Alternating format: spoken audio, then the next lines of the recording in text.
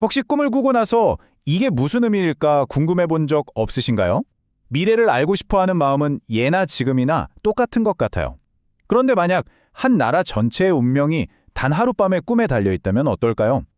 오늘은 한 고대 왕의 꿈 이야기에서 시작해서 미신과 신앙 사이의 그 흥미로운 경계를 한번 같이 파헤쳐 보겠습니다. 아니, 고대의 왕이랑 오늘날의 복권 당첨자라니 이게 대체 무슨 상관일까요? 수천 년 전 세상을 호령하던 절대 권력자하고 하루아침에 인생 역전한 사람 사이에 어떤 연결고리가 있다는 걸까요? 정답은 바로 꿈입니다. 우리 그런 말 많이 하잖아요. 조상님이 꿈에 나오거나 돼지 꿈을 꾸면 복권 사야 한다고. 근데 이게 그냥 하는 말이 아니에요.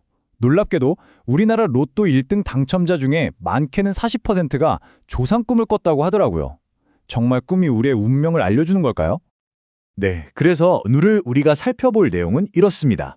먼저 한 왕이 꾼 아주 불안한 꿈에서 시작해서요.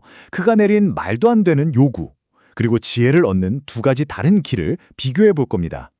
그리고 마지막엔 이 옛날 이야기가 지금 우리에게 어떤 의미가 있는지까지 짚어보겠습니다.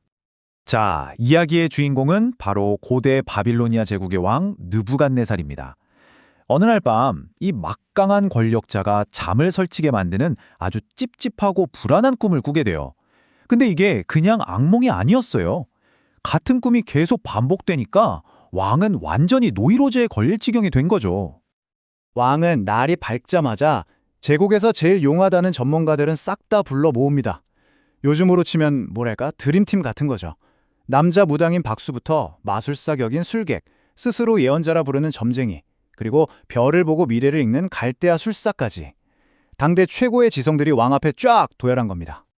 자, 이렇게 모인 지혜자들한테 왕이 정말 말도 안 되는 그야말로 목숨을 건 시험 문제를 냅니다. 이건 그냥 단순한 꿈 해몽 의뢰가 아니었어요. 왕의 요구는 정말 황당했습니다. 보통은 내가 이런 꿈을 꿨는데 이게 무슨 뜻이요? 이렇게 물어보잖아요. 근데 이 왕은 달랐어요. 내가 무슨 꿈을 꿨는지 먼저 알아맞히고 그 다음에 그 꿈을 해석해봐라. 이건 뭐랄까 진짜 실력자를 가려내려는 왕의 진위 테스트였던 셈이죠. 그리고 왕이 내건 조건이 정말 살벌합니다. 실패하면 그냥 죽는 게 아니에요. 몸을 쪼개고 집은 쓰레기 더미로 만들어버리겠다고 합니다. 하지만 만약 성공한다면? 와, 이건 뭐 상상도 못할 부와 명예가 주어지는 거죠. 그만큼 왕이 이 문제에 절박했다는 뜻이겠죠. 이 말도 안 되는 요구에 지혜자들은 뭐라고 답했을까요? 그들은 솔직하게 인정합니다. 왕이시여, 그건 인간의 영역이 아닙니다. 오직 신들만이 할 수 있는 일입니다. 라고요. 인간의 지혜와 기술에 기반한 미신이 스스로의 한계를 드러내는 바로 그 순간이었죠. 바로 이 지점에서 이야기가 완전히 새로운 국면으로 접어들어요. 인간의 지혜를 대표하는 바빌로니아의 술사들과는 전혀 다른 지혜의 원천을 가진 한 인물이 등장하면서 미신과 신적 계시의 선명한 대조가 시작됩니다. 자, 이 표를 보시면 그 차이가 한눈에 들어오죠. 왼쪽의 바빌로니아 지혜자들은 인간의 기술, 마법, 그러니까 미신에 의존했지만 결국 못합니다 하고 실패했잖아요. 그런데 오른쪽의 선지자 다니엘은 완전히 달랐어요. 환상을 통해 직접 받은 계시, 즉 신적인 근원에 의존했고 결국 성공했죠. 접근법부터 결과까지 모든 게 달랐던 겁니다. 그러니까 여기서 중요한 게 뭐냐면요. 다니엘도 바빌로니아에서 3년 동안 똑같이 교육을 받았거든요. 그런데 그의 지혜는 그 훈련의 결과물이 아니었다는 거예요. 원천 자료는 다니엘의 지혜가 인간적인 미신이 아니라 오직 하나님이 그에게 직접 주신 말씀에 근거했다고 강조하고 있습니다. 자, 그럼 이 옛날 이야기가 오늘을 사는 우리랑 무슨 상관이 있을까요? 이제부터가 진짜 중요한데요. 원천 자료의 강연자는 이 이야기를 바탕으로 우리가 오늘날 어떤 메시지를 접했을 때 그 출처를 분별할 수 있는 기준을 제시합니다. 4가지 질문, 일종의 필터를 제시하는데요. 한번 들어보세요. 첫째, 그 메시지가 성경의 가르침과 일치하는가? 이게 가장 기본이고요. 둘째, 하나님의 성품인 사랑과 진리를 드러내는가? 이기적이거나 파괴적인 메시지는 아니라는 거죠. 셋째, 나 혼자 잘 되기 위한 게 아니라 우리 공동체 전체에 도움이 되는 것인가? 그리고 마지막으로 그 결과가 평화와 같은 좋은 열매를 맺는가 하는 겁니다. 특히 이 세 번째, 공동체 테스트가 굉장히 중요하다고 강조해요. 성경에 나오는 요셉 이야기 아시죠? 요셉의 꿈은 결국 자기 혼자 잘 먹고 잘 살기 위한 꿈이 아니었잖아요. 형제들을 구하고 한 민족 전체를 살리기 위한 것이었죠. 이처럼 진짜 신의 메시지는 언제나 이웃과 공동체를 향한다는 겁니다. 자, 그럼 이런 미신, 이런 불안감, 이게 그냥 옛날 이야기일까요? 천만에요. 과학이 모든 걸 설명해 줄 것 같은 21세기에도 이건 여전히 우리 곁에 아주 가까이 있습니다. 이거 정말 흥미로운 사례인데요.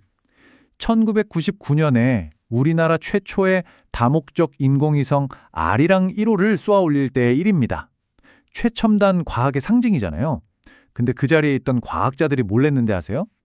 돼지 머리를 놓고 성공을 기원하는 고사를 지냈습니다. 불확실성 앞에서 인간이 얼마나 초월적인 힘에 기대고 싶어 하는지를 보여주는 장면이죠.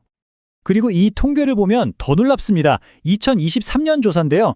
스스로 개신교인이라고 밝힌 청년들 중에 거의 절반 가까이가 점이나 사주, 타로를 본 경험이 있다는 거예요. 와, 이건 종교를 떠나서 미래에 대한 불안감이 얼마나 우리 사회에 널리 퍼져 있는지를 보여주는 거죠. 이게 청년들만의 이야기도 아니에요. 2024년에 전체 기독교인을 대상으로 한 조사를 봐도 10명 중 3명은 지난 1년 안에 점이나 타로를 봤다고 하니까요. 특정 집단의 현상이 아니라는 겁니다. 그럼 이런 현상을 어떻게 봐야 할까요? 원천 자료는 심리학적인 해석도 함께 제시해요. 정신분석학자 프로이트는 꿈이 현실에서 이루지 못한 욕망의 표출이라고 봤거든요. 예를 들어 돈을 너무 벌고 싶은 마음이 꿈에서 돼지나 조상의 모습으로 나타나는 식으로 해석할 수 있다는 거죠. 결국 모든 이야기는 다시 우리 자신에게로 돌아옵니다. 이렇게 불확실한 세상 앞에서 여러분은 무엇을 믿고 의지하시나요? 나의 철저한 계산인가요? 아니면 기도인가요? 그저 우연이라고 생각하시나요? 아니면 어떤 신앙의 눈으로 보시나요? 복권번호 같은 숫자에 운명을 맡기시겠어요? 아니면 다른 형태의 믿음에 기대시겠어요?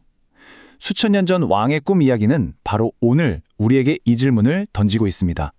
결국 우리가 무엇을 믿고 선택하는지가 우리의 삶을 만들어 가니까요.